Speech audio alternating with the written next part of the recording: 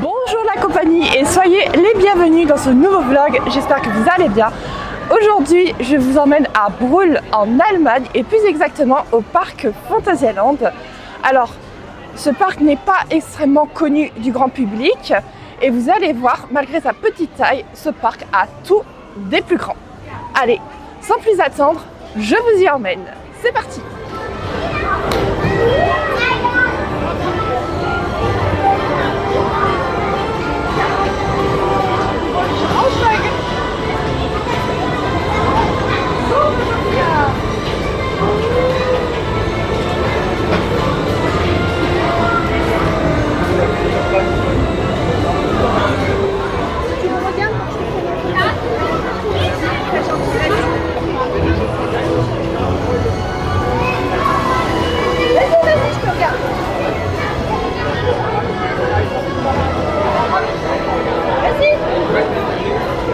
Alors là, nous sommes dans la zone de l'Allemagne des années 20. Voilà. Pendant qu'il y en a qui courent vers les grands 8, et ben moi je vais flâner un petit peu. Bon, je vais quand même profiter du parc un peu, hein, mais j'ai la flemme de courir. Là, vous avez l'entrée de Rockburg. Alors, on ira tout à l'heure. Et là, vous avez les tableaux avec les temps d'attente, avec les attractions. Donc là, vous voyez, et vous avez des petites indications avec des flèches. Donc voilà. Et vous avez aussi les spectacles. Alors, il n'y en a pas énormément. Je ne sais pas si je vais encore en faire parce que je pense que je vais plutôt me focaliser sur les attractions. Mais bon, on verra bien comment s'organisera la journée. Et en fait, il y a aussi quelque chose dont je voulais vous dire. Il existe un coup de pass, enfin un quick pass, qui est un coupe-fil et qui vous permet l'accès à plusieurs attractions, donc soit par l'entrée dédiée, soit par la sortie. Et c'est que sur place qu'il faut les acheter. Bon, moi je pense pas que je vais en prendre parce que bon, j'arrive un peu à m'organiser. Voici les chaises volantes sur la grande place. Elles sont magnifiquement bien thématisées. Vraiment, j'aime beaucoup ce qu'ils ont fait. Et là, vous avez l'entrée de Mousse au chocolat, donc qui est juste dans le fond là-bas. Je vous montre le petit doigt là. Voilà.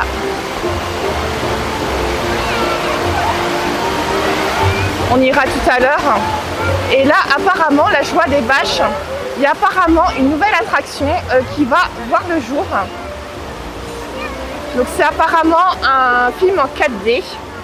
Donc là, bon, je ne sais pas du tout ce que c'est. On verra bien un peu. Alors voilà de nouvelles vues. Là, vous avez la zone mexicaine. Donc là-bas, avec la tour, là, vous avez Chiapas, qui sont des bûches, enfin des flumes. Alors, j'ai pas eu l'occasion de faire l'année dernière parce que oui, je me suis rendue au parc l'année dernière. Et malheureusement, l'attraction était fermée car en panne. Donc voilà, peut-être que j'aurai un peu plus de chance aujourd'hui, qui sait. Bon, là, on va peut-être attendre un petit peu parce que il fait encore un petit peu frais.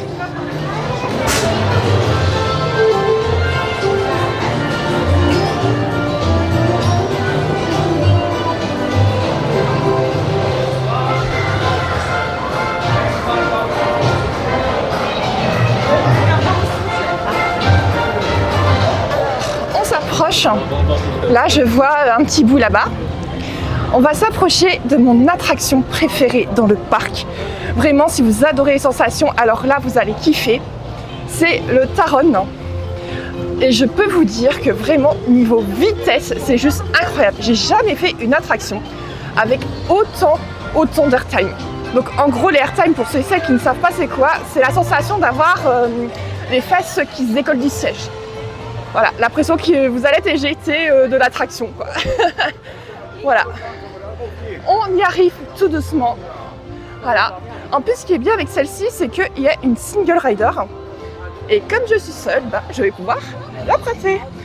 Et j'y vais de ce pas parce que c'est une attraction très prisée. Les temps d'attente montent très vite, donc on y va tout de suite. Nous voilà arrivés à Klugheim. La PAC nous le dit. Donc voilà, on est arrivé. Alors, les deux attractions qu'il y a, donc il y a Taron, que vous voyez juste là. Voilà, vous entendez le vroom. Et vous avez par là le fameux Rike, qui est un boomerang familial.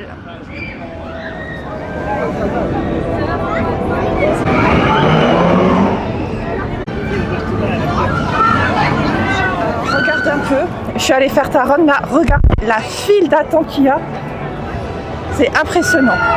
C'est marqué 50 minutes d'attente, mais je crois qu'il y en a facilement pour au moins 1 heure.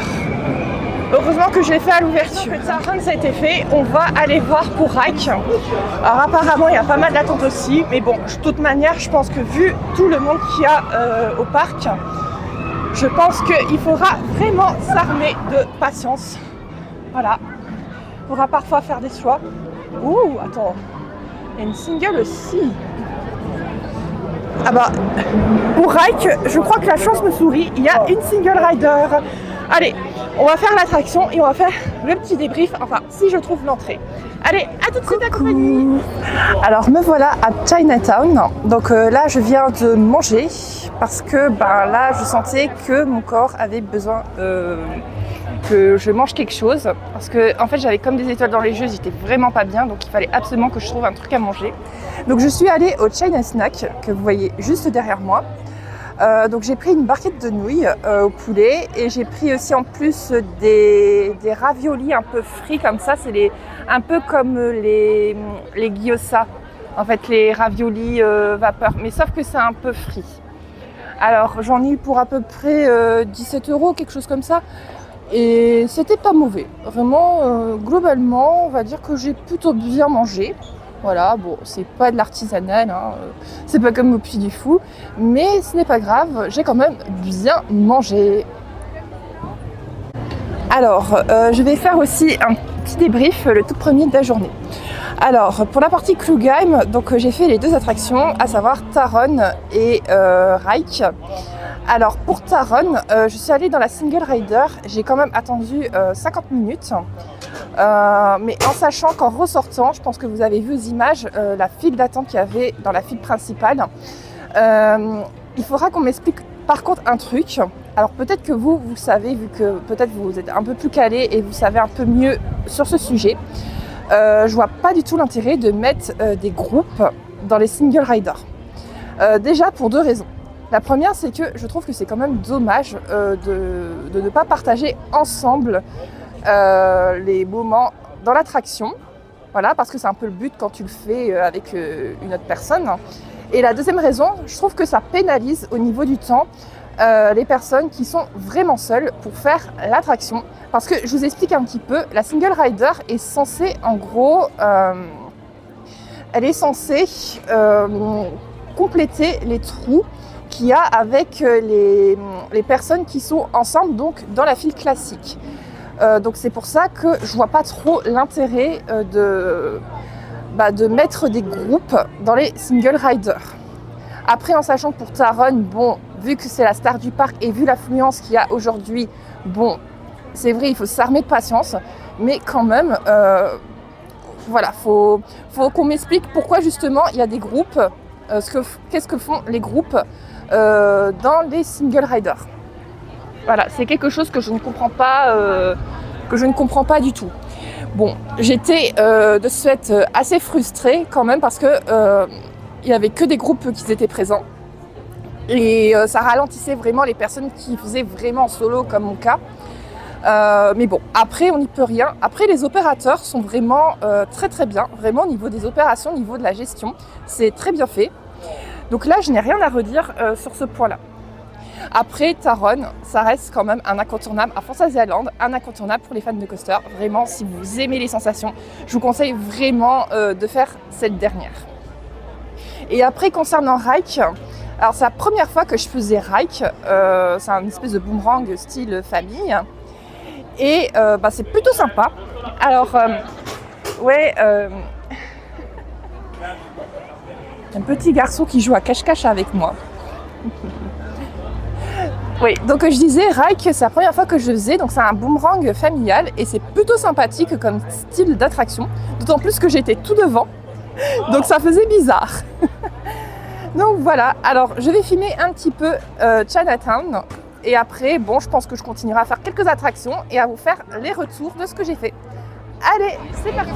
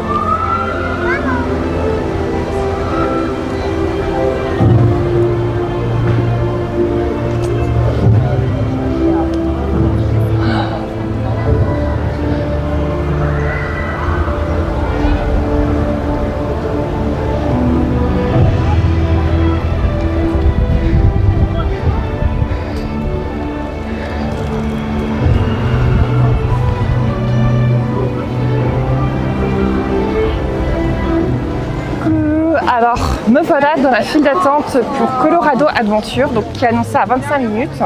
Bon, on va voir si c'est correct ou pas. Parce que bon, il y a énormément de monde, mais la file avance assez vite, donc bon, ça peut le faire, on va dire ça comme ça. Et ça permettra aussi de digérer un petit peu mes petites nouilles avant de monter à bord. Alors, il faut savoir que pour Colorado Adventure, l'entrée, elle n'est pas évidente à trouver. Il faut que vous passiez en fait par Chinatown, par le petit chemin que je vous ai montré là tout à l'heure en filmant. Et vous aurez en fait le panneau entrée Colorado Adventure. Voilà. Donc pour les gens qui se demandent ce que c'est, en fait c'est un peu un petit train de la mine. Voilà, c'est BTM mais en beaucoup plus costaud. En fait ce BTM et même Calamity Mine à Walibi Belgium, c'est carrément des balades de santé en fait. Moi, la file elle avance assez bien. J'ai vraiment hâte de le faire. Moi, en tout cas, Colorado Adventure, c'est vraiment une attraction que j'aime énormément. J'aime bien les petits trains de la mine dans les parcs. Donc voilà. On va voir donc si c'est bien 25 minutes ou quoi. Donc si je trouve certains coins, je vais en gros vous filmer quelques plans. Et puis ben après, bon, je pense que je vais continuer ma route. Vous filmer quelques petits plans d'attractions, de zones. Je pense qu'après je vais partir vers la Mystery Castle. Enfin la zone Mystery. Non, je confonds avec Dark Mystery Castle qui est une attraction. Mais je pense pas la faire parce que c'est une tour de chute et moi les tours de chute c'est pas du tout une attraction que j'aime. C'est une attraction où je me sens stressée. Donc voilà, mais par contre je ferai les bouées River Quest que je trouve vraiment super cool. Donc voilà, de toute manière je vous ferai régulièrement des petits débriefs et vous filmerai quelques plans. Bon bah moi j'ai profité un petit peu de la verdure. Allez, à tout de suite.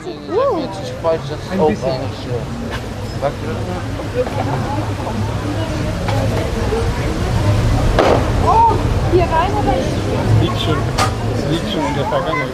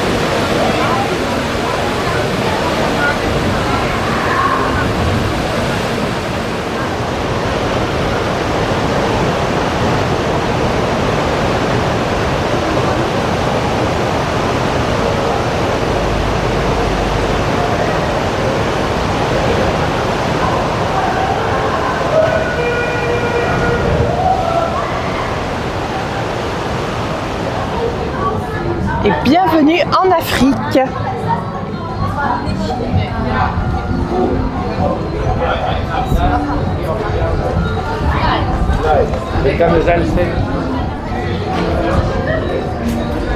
Et voilà, nous sommes en Afrique, dans la zone Deep in Africa.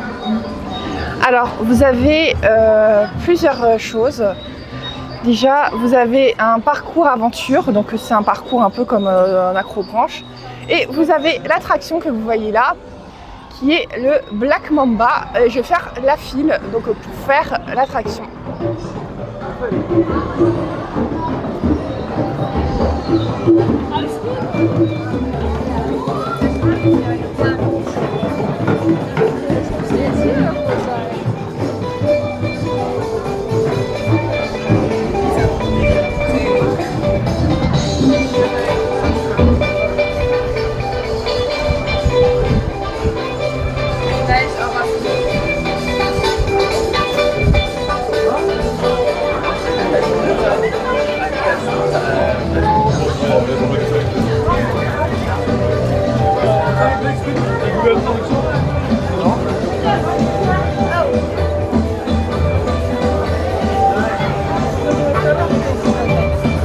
Et voilà l'entrée de notre attraction Black Mamba. Allez, on va emprunter la file. Je vous montre en même temps quelques petits plans.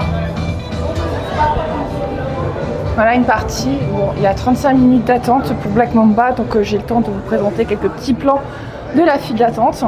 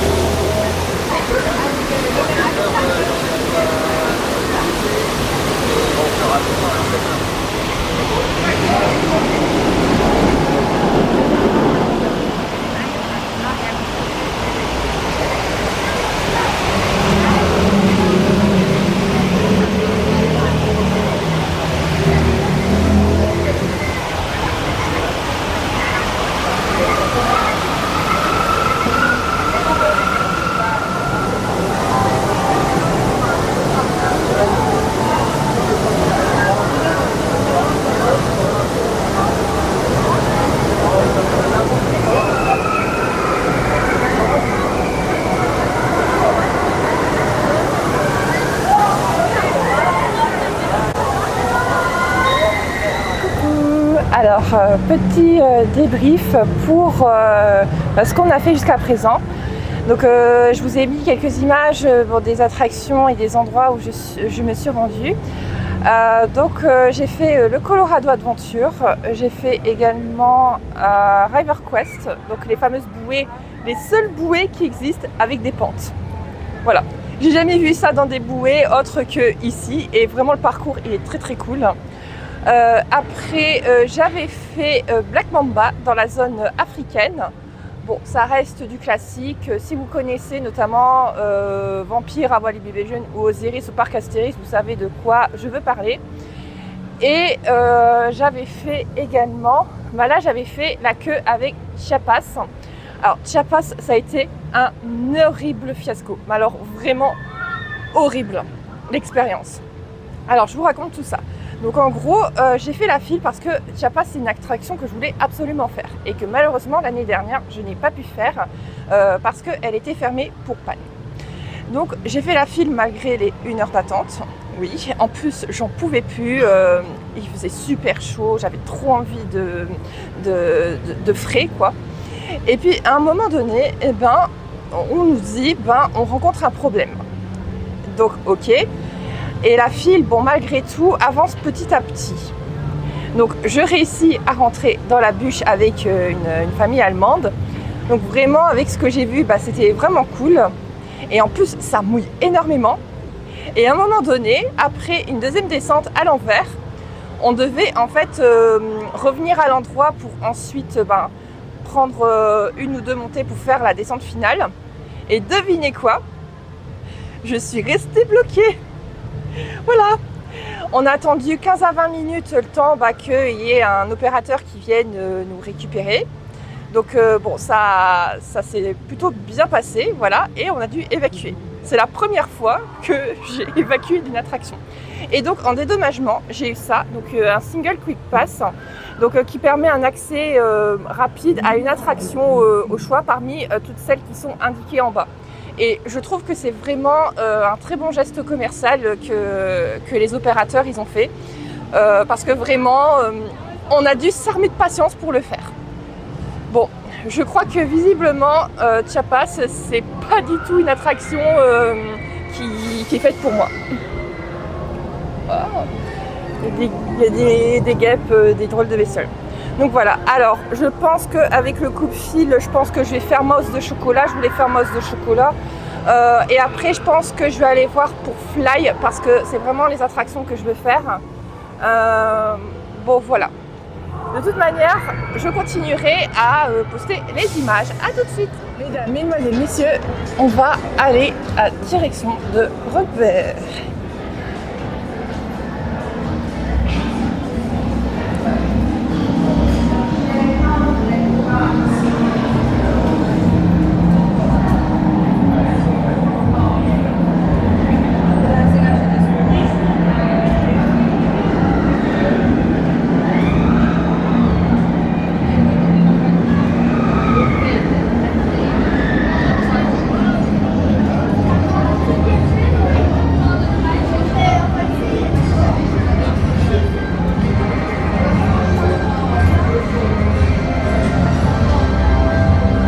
Voici arrivé à Rockburg, la fameuse zone steampunk du parc qui est arrivée avec son attraction mythique qui s'appelle Fly.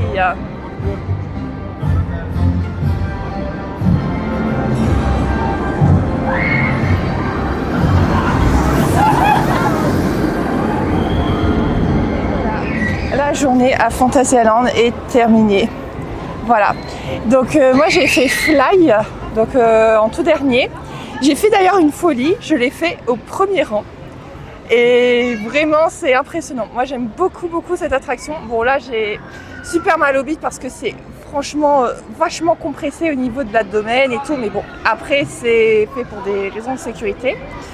Mais sinon à part ça, vraiment c'était une superbe attraction. Bon, il y en a que je voulais faire, mais que malheureusement, avec l'incident lié à Chiapas, j'ai malheureusement pas pu les faire. Bon, après, ce sera pour une prochaine fois, ce ne sera pas perdu. Alors, Je vais vous montrer un petit peu les hôtels vu que c'est sur ma route parce que oui, en fait, je suis pas venue avec mes propres moyens, mais avec un autocar de tourisme. Donc voilà, là c'est l'hôtel Matamba, donc qui est sur le thème de l'Afrique. Voilà, et en plus ça tombe bien vu que le parking il est fort éloigné. Eh bien, je pourrais vous montrer les hôtels au passage. Ils ont l'air d'être très jolis.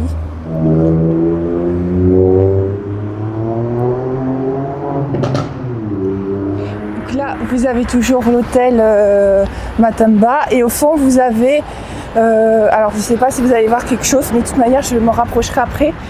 Vous avez l'hôtel Linbao qui est sur le thème de la Chine. Alors là, comme vous voyez, c'est l'hôtel Linbao.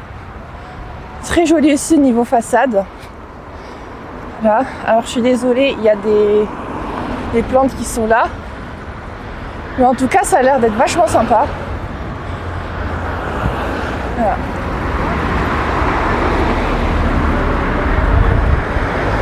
Bon ben voilà. J'ai filmé les derniers plans. Alors il y a un autre hôtel que je vous ai pas montré, qui est celui de Charles Lindbergh, qui est plus du côté de la zone Robber, donc avec l'attraction Fly. Alors par contre j'ai pas pu passer devant, donc je peux pas vous montrer.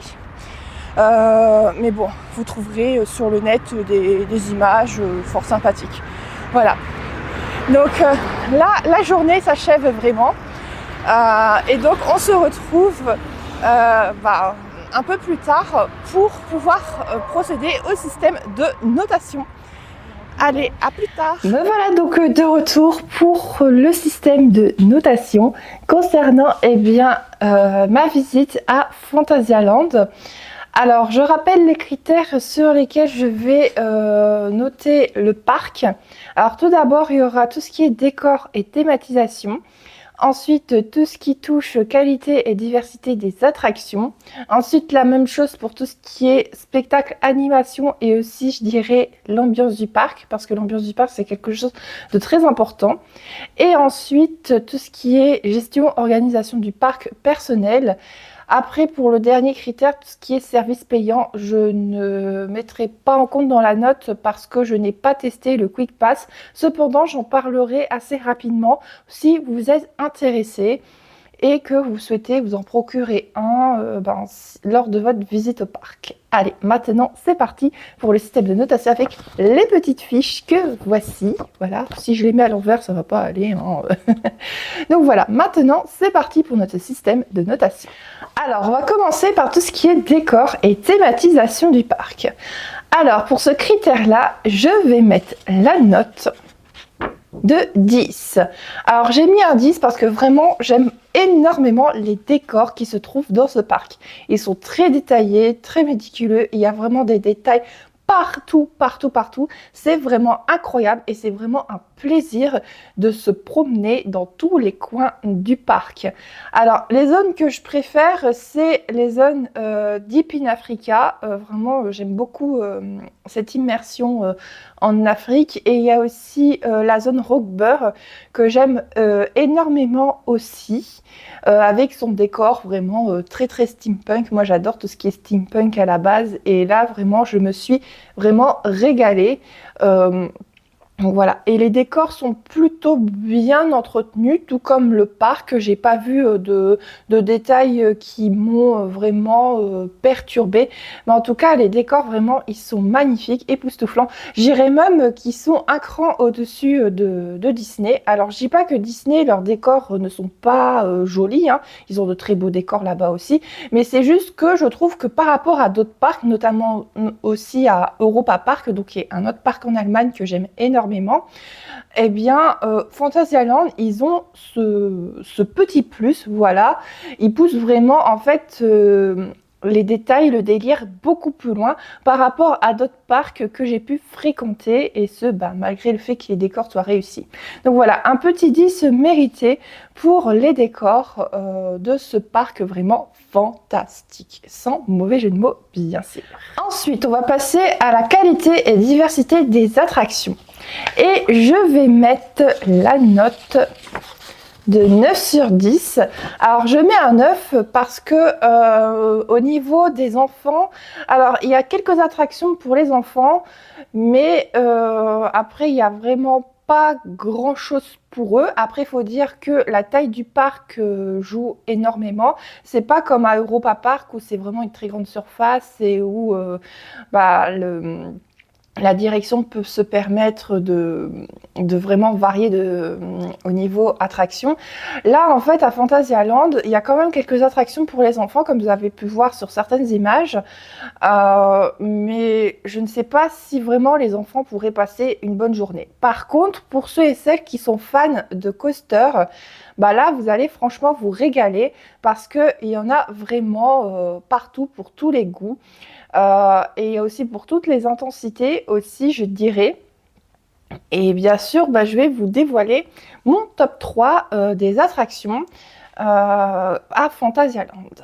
Alors, en troisième position, j'ai mis à égalité deux attractions. Décidément, en troisième position, j'aime bien mettre deux choses. Mais bon, il y a des choses que j'arrive même pas à départager. Alors, à égalité, j'ai mis le Colorado Adventure ainsi que River Quest. Alors, le Colorado Adventure, pour la simple et bonne raison que j'aime beaucoup tout ce qui est train de la mine et je trouve que c'est vraiment le meilleur que j'ai testé. Bon, à côté de ça, BTM à Disney, c'est une balade de santé, quoi. Voilà, ceux et celles qui disent que BTM, ils sont allés au bout de leur vie, bah, ne faites pas le Colorado Adventure parce que là, vous allez carrément à être en mode PLS. Ça. Mais bon, c'est vraiment le meilleur train de la mine que j'ai essayé parmi tous ceux que j'ai pu faire. Et après égalité, j'ai mis River Quest pour la simple et bonne raison que je n'ai jamais vu des bouées flottantes avec des chutes de cette manière, avec un ascenseur. Et même tout le décor qu'il y a de créer tout au long du parcours, ainsi que la bouée en elle-même, c'est vraiment très très beau. Mais c'est surtout en fait le parcours que je trouve très différent par rapport à d'autres bouées que j'ai pu faire dans d'autres parcs. Vraiment, c'est très très original, donc c'est pour ça que j'ai mise en troisième position. Alors après, en deuxième position, j'ai mis Fly, donc l'attraction qui se trouve dans la zone Rockburr. En fait, pour celui-ci, il y a quelques sensations, mais moi perso, je le vois plus en tant qu'expérience en matière de vol, puisque je pense que les gens qui s'attendent à beaucoup de sensations risquent d'être déçus. Il faut plus voir ça comme une expérience de vol. Enfin, je le perçois comme ça, bien sûr. Vraiment, c'est une superbe attraction, malgré le fait que, bon, à la fin, tu sens que ta poitrine, ton bas-ventre et tout ont été fortement compressés, que ça fait mal. Mais bon, après, je veux dire, c'est pour des raisons de sécurité que le dispositif a été fait comme ça de la part du constructeur. Mais malgré tout, ça reste quand même une très bonne attraction. En plus, on frôle vraiment les éléments de décor. C'est incroyable, vraiment c'est incroyable. Si vous avez l'occasion de le faire, faites-le. Alors après, je vais mettre une mention honorable à Black Mamba pour sa décoration qui est extrêmement fournie. Après, bon, l'attraction en elle-même, elle n'est pas forcément extraordinaire, j'ai envie de dire. C'est un peu le même style que Osiris au parc Astérix en matière d'attraction même. Mais moi, c'est surtout pour les décors, la manière dont l'attraction frôle ces fameux décors, cette immersion totale que j'avais envie de mettre en mention honorable. Et enfin, en première position, je pense que vous avez deviné de quelle attraction il s'agit. Il s'agit bien sûr de Taron, vraiment mon numéro 1. L'attraction que je fais toujours en premier parce que sinon après il y a plein de monde qui arrive. D'ailleurs, je vous conseille dès votre arrivée d'aller sur Taron parce que les temps d'attente peuvent très très vite grimper par la suite. En tout cas, cette attraction, c'est une machine, mais vraiment incroyable, c'est une bête, mais vraiment une sacrée bête au niveau sensation. Pourtant, il n'y a pas d'inversion, il n'y a pas de looping, rien à voir avec certaines attractions qui proposent tout cela. C'est juste en fait basé que sur la vitesse et les airtime, mais vraiment les airtime, c'est incroyable. Vraiment, c'est un des meilleurs coasters que j'ai fait parmi tous ceux que j'ai pu faire dans différents parcs jusqu'à présent. Il est vraiment incroyable. Faut vraiment que vous le fassiez si vous adorez les coasters. Et le train est magnifique. Vraiment, le train même, ce bruit d'accélération, mais c'est vraiment légendaire. Voilà, c'est une attraction. Voilà, si vous êtes fan de sensations, faites-la et faites votre propre avis. En tout cas, vous ne serez pas déçus. C'est tout ce que je peux vous dire. Alors ensuite, on va passer à tout ce qui est qualité et diversité des spectacles, animation et aussi de l'ambiance du parc. Alors, pour ce critère-là, alors j'hésite entre deux notes. Bon allez, je vais être généreuse, hein. Je vais mettre un 9 également. Alors, un petit 9 sur 10 pour la simple et bonne raison que bon, il y a 3 spectacles. Après, c'est des spectacles sur glace et aussi avec des acrobaties également. Alors, j'ai pas pu faire de spectacle pour cette année, mais l'année dernière, j'avais fait le spectacle sur glace qui était vraiment très très cool. Après, pour les shows, je vous cache pas que je préfère ceux de Europa Park. Mais bon, là, après, pareil, le parc, la direction a dû faire certains choix au niveau des shows. Après, cependant, je trouve que Fantasyland se défend plutôt bien en matière de spectacle. Et au niveau animation, ambiance, bah, il y a les mascottes, donc c'est les fameux dragons qu'on voit à droite et à gauche, qui sont un petit peu partout dans le parc. Donc vous avez différents dragons en fonction de la zone où vous vous trouvez. Et ils sont là voilà, pour faire les photos. Et après, on a un petit peu de musique. Bon, l'ambiance est vraiment très sympathique dans ce parc. Après, les mascottes, bon, elles m'intéressaient pas plus que ça, donc j'ai pas vraiment eu de contact avec eux. Cependant, je trouve que c'est quand même chouette de mettre les mascottes un peu partout dans le parc. Je les ai vus assez souvent aussi se promener dans le parc. Donc voilà, ça reste assez sympathique pour les familles, pour les gens qui aiment bien prendre des photos avec ces derniers. Alors ensuite, on va passer à tout ce qui est boutique et restauration. Alors, pour ce critère-là, je vais mettre la note de 8 sur 10. Alors, j'ai mis un 8. Pour la restauration, il y a un peu de tout. On a du côté de Clue Game, on a tout ce qui est crêpes et galettes. Après, on a de la focaccia, plutôt du côté Berlin des années 20. On a aussi des snacks, des nouilles asiatiques dans le quartier Chinatown, des spécialités africaines dans la zone Deep in Africa. Enfin, vraiment, c'est assez varié. Et ce qui est sympa aussi, je trouve, c'est de mettre des mets en fonction de certaines zones. Comme je vous ai dit, pour Deep in Africa, on a les spécialités africaines et tout ce qui est nouilles et mets, snacks asiatiques dans la zone Chinatown. Donc ça fait un petit peu penser pareil à Europa Park. Alors je suis désolée si j'arrête pas de parler d'Europa Park, hein, mais voilà, c'est pour vous donner quelques petites références quand même si vous connaissez, puisque Fantasyland est moins connu que son autre gros concurrent, mais quand même, voyons. Après, au niveau qualité-prix, c'est plutôt correct, on va dire ça comme ça. En tout cas, à Chinatown, j'ai plutôt bien mangé. Bon, c'était pas exceptionnel non plus, mais ça allait. Voilà, ça allait niveau prix. Après, au niveau table pour s'installer, il y avait pas mal de tables et de chaises pour s'installer. Après, pour les zones de pique-nique, pour les gens qui demandent, je ne sais pas vraiment s'il y a des zones de pique-nique. J'ai pas prêté attention, en tout cas, lors de ma visite. Mais en tout cas, il y a pas mal de coins pour s'installer. Et après, concernant les boutiques, pour les boutiques, par contre, je trouve que c'est le point faible du parc. Parce que, en fait, à chaque fois que je me rends dans les boutiques de parc, j'aime bien y acheter un petit souvenir, notamment un petit magnète, parce que je collectionne les magnettes sur mon frigo. Mais franchement, là, le merchandising est vraiment pas intéressant. Voilà. Après, il y a certaines choses comme des t-shirts ou autres pour certaines attractions, mais où c'est vraiment pas terrible. Mais de toute manière, je suis pas la seule à le dire puisqu'il y a beaucoup de coaster fans qui ont fait la même réflexion. Et effectivement, je trouve que c'est dommage que le merchandising ne soit pas très très varié, très réussi par rapport à d'autres parcs.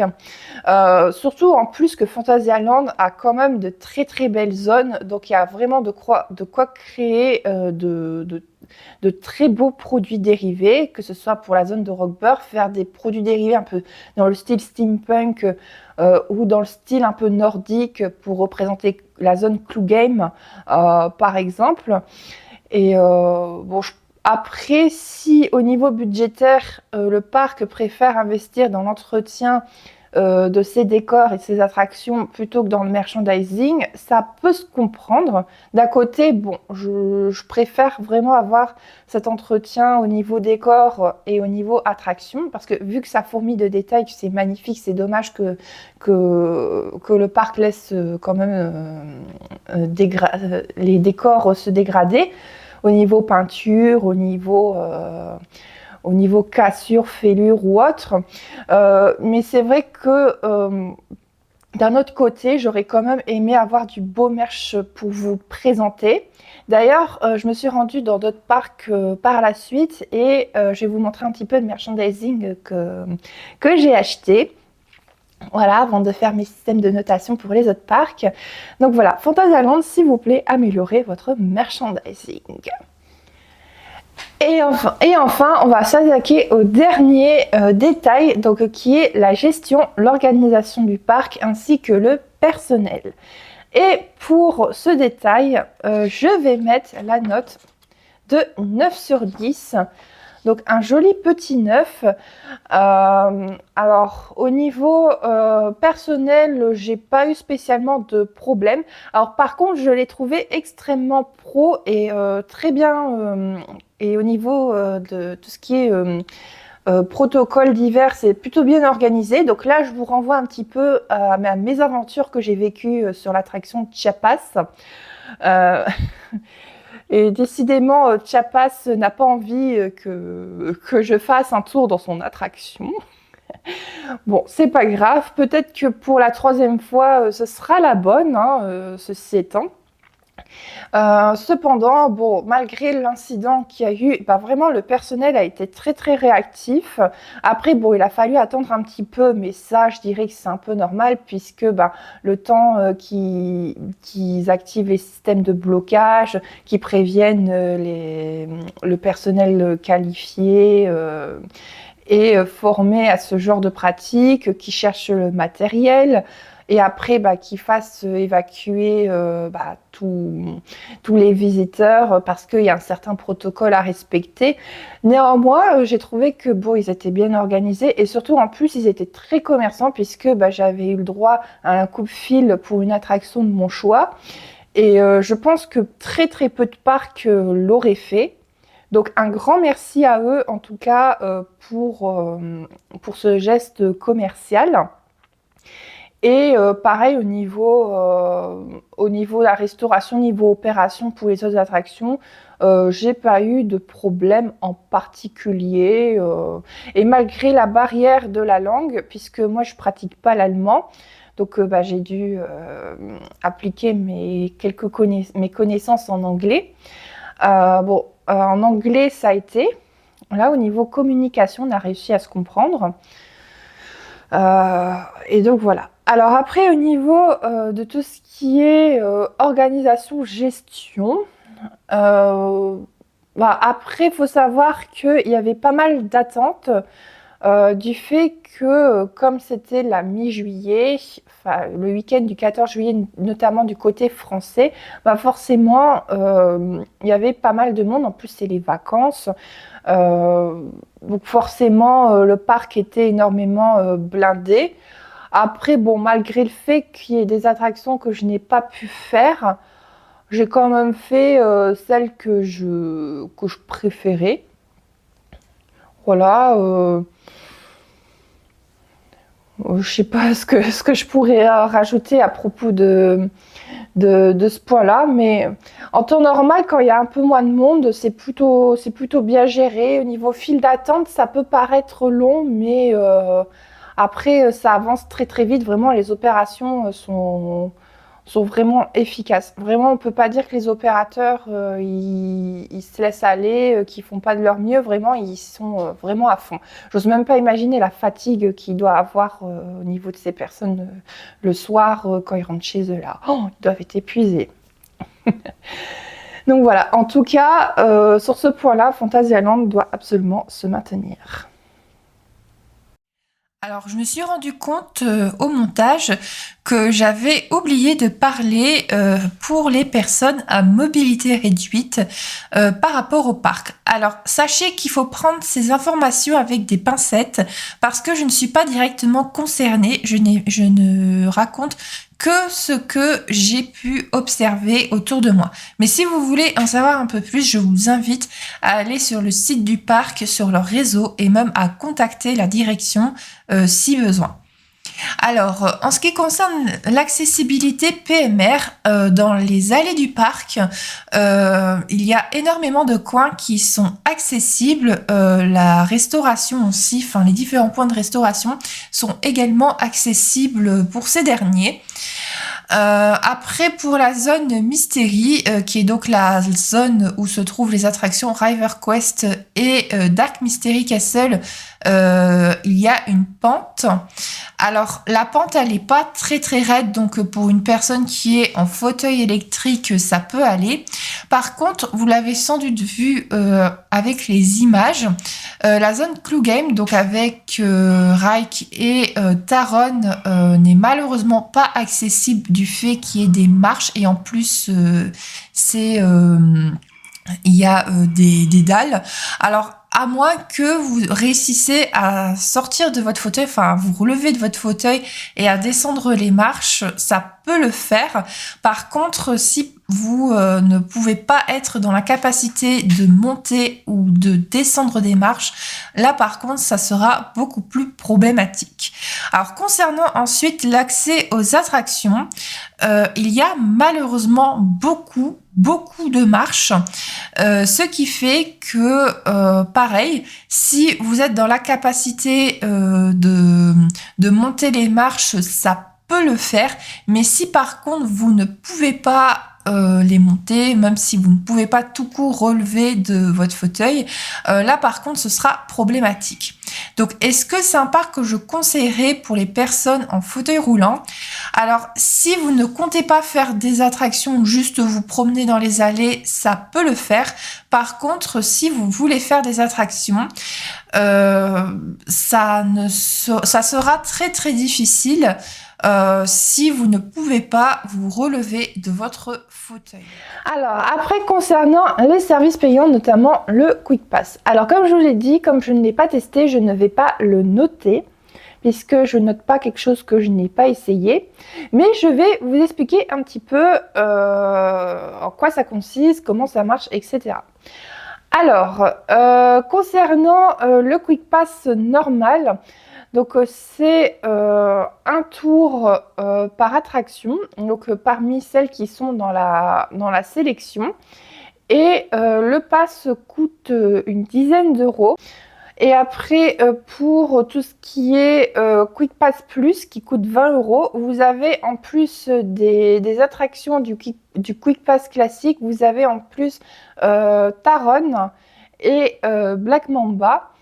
et vous ne pouvez pas les acheter en avance, contrairement à d'autres parcs.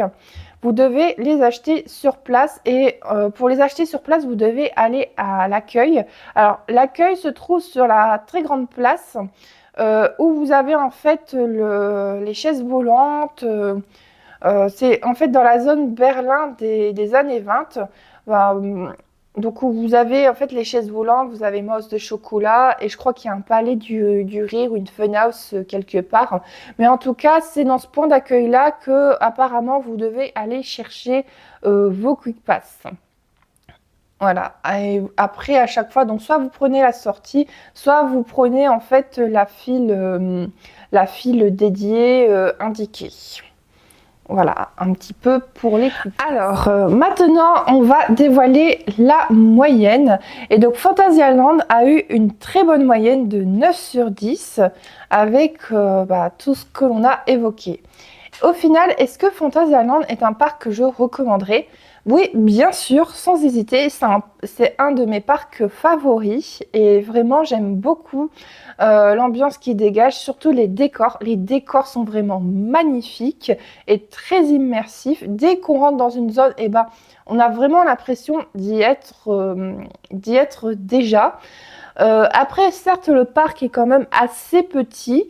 Cependant, pour sa taille, je trouve que vraiment, il se débrouille vraiment bien et peut facilement rivaliser avec des plus gros et des plus connus surtout.